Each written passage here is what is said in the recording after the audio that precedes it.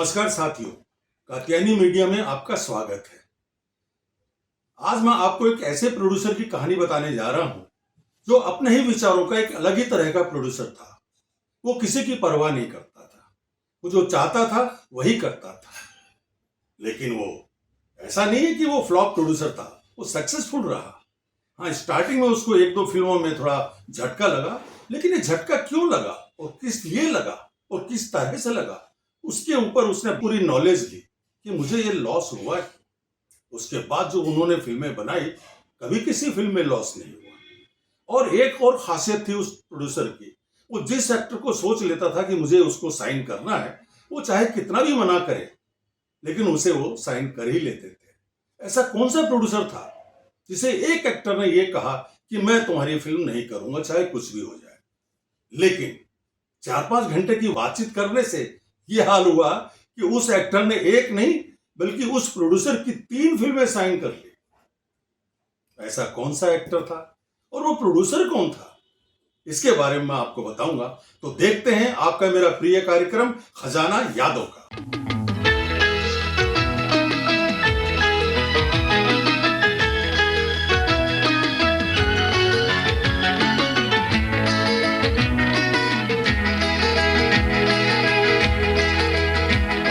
खजाना यादों का, खजाना यादों का लाए हैं हम आपके लिए गुमचा बहारों का। खजाना यादों का, खजाना यादों का लाए हैं हम आपके बहारों का। खजाना यादों का। हाँ तो साथियों, मैं जिस प्रोड्यूसर की बात कर रहा हूं उनका नाम था एस.के. कपूर। आज वो हमारे बीच में नहीं है, लेकिन आज भी वो फिल्म इंडस्ट्री में जो भी सीनियर प्रोड्यूसर्स हैं, जो भी सीनियर टेक्नीशियंस हैं, वो सब लोग उनको याद करते हैं, क्योंकि वो पैसे के मामले में कभी किसी से कोई लड़ाई झगड़ा झंझट उनका होता ही नहीं था। वो जो कह देते थे वो पक्का पैसा देंगे ही देंगे। उनकी जुबान से निकल गया कि मैं तुमको इतना पैसा दूंगा तो उतना पैसा वो देते ही थे। वो दिल्ली यूपी में फिल्म डिस्ट्रीब्यूशन का बिजनेस करते थे और बॉम्बे के प्रोड्यूसर्स को फाइनेंस करते थे। इस तरह से वो करीब 1970 में बॉम्बे आए और आने के बाद उन्होंने पहली फिल्म बनाई सजा। इसमें अशोक कुमार और प्राण साहब थे। दूसरी फिल्म उन्होंने बनाई इंस्पेक्टर, इसमें जॉय मुखर्जी और अलका थी। इस तरह से वो धीरे धीरे आगे बढ़ रहे थे, लेकिन उनके मन में यह तमन्ना थी कि यार मैं कोई बड़ी फिल्म बनाऊं। अब बड़ी फिल्म बनाने की सोची तो उन्होंने फिल्म बनाई नाइट इन लंदन। यह फिल्म विश्वजीत और माला सिन्हा जी की थी। म्यूजिक था इसमें लक्ष्मीकांत प्यारेलाल का और जबरदस्त म्यूजिक था, बहुत ही हिट रहा। आज भी इसके गाने जबरदस्त हैं। आप लोगों को मैं छोटी छोटी झलकियां दिखाता हूं। नजर न लग जाए किसी की राहों में, होशो हवास में दीवाना, ए बहारे हुस्न मुझे तुमसे।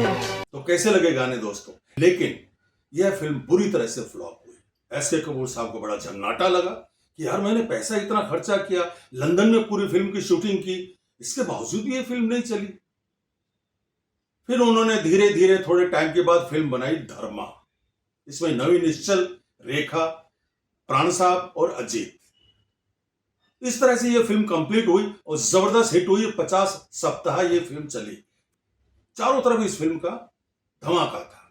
इसके बाद एस.के. कपूर साहब समझ गए थे कि मुझे फिल्म कैसे बनानी है। वो प्योर कमर्शियल फिल्म बनाते थे, वो किसी की परवाह नहीं करते थे कौन एक्टर लेने कौन नहीं लेने, लेकिन वो अपने हिसाब से फिल्म बनाते थे, क्योंकि वो दिल्ली यूपी के डिस्ट्रीब्यूटर भी थे। उनको मालूम है कि मेरे दिल्ली यूपी में क्या चलता है, पंजाब में क्या चलता है, हरियाणा में क्या चलता है, उत्तराखंड में क्या चलता है, बिहार में क्या चलता है, उत्तर प्रदेश में क्या चलता है, झारखंड में, मतलब सब जगह की नॉलेज थी, क्योंकि वो डिस्ट्रीब्यूटर भी थे। इसलिए उन्होंने उसी तरह की फिल्में बनाई। इसके बाद उन्होंने सीतापुर की गीता, दुर्गा, मान गए उस्ताद और भी बहुत सी फिल्में बनाई, शंकर दादा। उनकी फिल्मों में हमेशा प्राण साहब, अशोक कुमार, हेमा मालिनी, शशि कपूर और अमजद खान, और डायरेक्टर उनके परमानेंट हुआ करते थे, शिबू मित्रा या फिर मिस्टर चांद। इस तरह से वो अपनी फिल्में, सभी की सभी फिल्में बनाते रहे। अचानक क्या हुआ कि एक दिन हमारे जो ये कलाकार हैं अमजद भाई, अमजद खान, शोले के बाद में काफी नाम उनका हो गया था और बहुत सी फिल्में उन्होंने साइन कर ली थी और उन दिनों उनकी 2 लाख 3 लाख रुपए तक की प्राइस हो गई थी। वो हर फिल्म का कोई 2 लाख लेते थे या 3 लाख लेते थे, इस तरह से जैसा हमको सुनने में आया। और अब जो मैं आपको किस्सा बताने जा रहा हूं, ये मेरे ही मित्र मिस्टर ललन सिंह, जो कि वहां पे अकाउंटेंट थे अमजद भाई के यहाँ, उन्होंने मुझे ये किस्सा बताया जो मैं आप सब लोगों को बता रहा हूं। हुआ ऐसा कि एसके कपूर साहब ने सोचा कि मैं अमजद खान को अपनी फिल्म में लेता हूं, लेकिन एक सच्चाई और भी बता दूं दोस्तों, एसके कपूर साहब से सभी आर्टिस्ट थोड़ा दूर ही रहते थे। बोला यार इसके यहाँ फंस जाएंगे, फिल्म का तो कोई अता पता होता नहीं है कि ना कोई कहानी होती है, बस ये इधर के शॉट लगा के इधर, इधर के शॉट लगा के इधर, इस तरह से ये फिल्में बनाता है। तो लोगों के बीच में उनका उतना भयंकर नाम नहीं था, जबरदस्त नाम नहीं था जैसे दूसरे प्रोड्यूसर्स का नाम होता है। तो ये एक दिन अपनी गाड़ी पकड़कर अपनी बैग में कुछ पैसा डालकर सीधे के सीधे पहुंच गए अमजद भाई के यहाँ। अमजद खान के घर पे पहुंचे तो अमजद खान अंदर ही थे। उन्होंने देखा कि एसके कपूर मेरे घर पे आया है, तो उन्होंने अपने आदमियों को बोला, जो उनके स्टाफ थे, बोला यार ये आदमी मेरे को साइन करने के लिए आया है, लेकिन मैं इसकी फिल्म साइन नहीं करूंगा, इसको बाहर से ही निकालो। अब जैसे ही एसके कपूर साहब अंदर आए तो लोगों से पूछा, मेरे दोस्त ललन सिंह जो अकाउंटेंट थे वो भी वहीं पे थे, तो ललन सिंह से पूछा उन्होंने, एसके कपूर साहब ने, भाई अमजद भाई कहाँ है?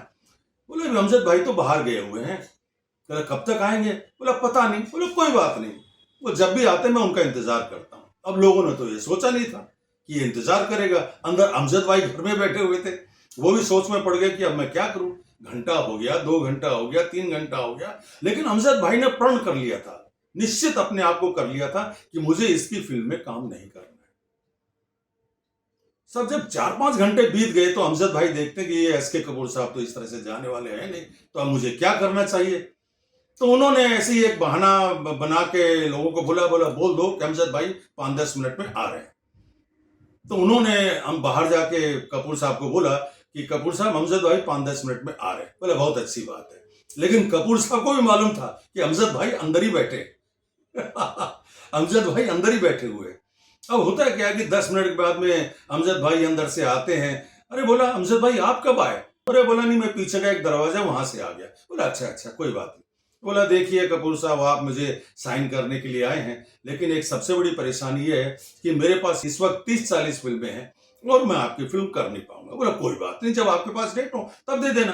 बोला नहीं मैं फिल्म नहीं कर पाऊंगा, फिर कभी हम देखेंगे। बोला नहीं सर फिल्म तो आपको करनी पड़ेगी। बोला देखिए ऐसा है कि मैं 3 लाख रुपए एक फिल्म के लेता हूं, क्या आप मुझे 3 लाख रुपए देंगे? अमजद भाई ने सोचा कि 3 लाख बोल दूंगा तो ये यहां से चले जाएंगे, लेकिन हुआ उसका उल्टा। एसके कपूर साहब ने ब्रीफकेस खोली और 6 लाख रुपए कैश 2 लाख रुपए के हिसाब से 3 फिल्मों का एडवांस में पूरा पैसा दे दिया। बोला मैं 2 लाख रुपए देता हूं, आप 3 लाख रुपए मांग रहे हैं एक फिल्म का, मैं 2 लाख रुपए देता हूं, वो 3 फिल्मों का ये 6 लाख रुपए अभी के अभी ले लीजिए। अमजद भाई सोच में पड़ गए कि मैं क्या करूं, इस आदमी को तो मैंने मना किया था कि मैं तुम्हारी फिल्म नहीं करूंगा, अब 6 लाख रुपए मेरे सामने पड़े हुए हैं। अमजद भाई भी सोच में पड़ गए। एसके कपूर भी जानते हैं कि अमजद भाई के माथे पे बल पड़ गए हैं पैसे देखकर। अमजद भाई ने कहा ठीक है कपूर साहब अगर आप कहते हैं तो चलिए मैं कर लेता हूं। एसके कपूर साहब ने इमीडिएटली लेटर निकाला, उसमें 3 फिल्मों का नाम दिया और उसके ऊपर अमजद भाई के साइन ले लिए। अब अमजद भाई ने 6 लाख रुपए लेकर अंदर रूम में गए तो ललन सिंह जी को बोला यार मैं तो सोचा था कि इनकी फिल्म नहीं करूंगा और ललन देखो मुझे इनकी 3 फिल्में करनी पड़ी। तो इस तरह के थे एसके कपूर साहब। फिल्म इंडस्ट्री में उनके जो भी टेक्नीशियन थे सब उनसे खुश रहते थे, क्योंकि एसके कपूर साहब ने कभी किसी का पैसा या किसी का हक नहीं खाया है।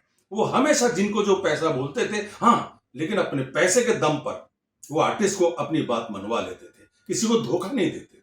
तो इस तरह के थे एसके कपूर साहब। और अमजद भाई जिन्होंने साफ मना कर दिया था कि मैं ये फिल्म नहीं करूंगा, आखिर में हार कर उनको 3 फिल्मों को साइन करना ही पड़ा एसके कपूर साहब। तो इस तरह की बातें दोस्तों मैं बताता रहूंगा आपको, तो देखते रहिए आपका मेरा प्रिय कार्यक्रम खजाना यादों का।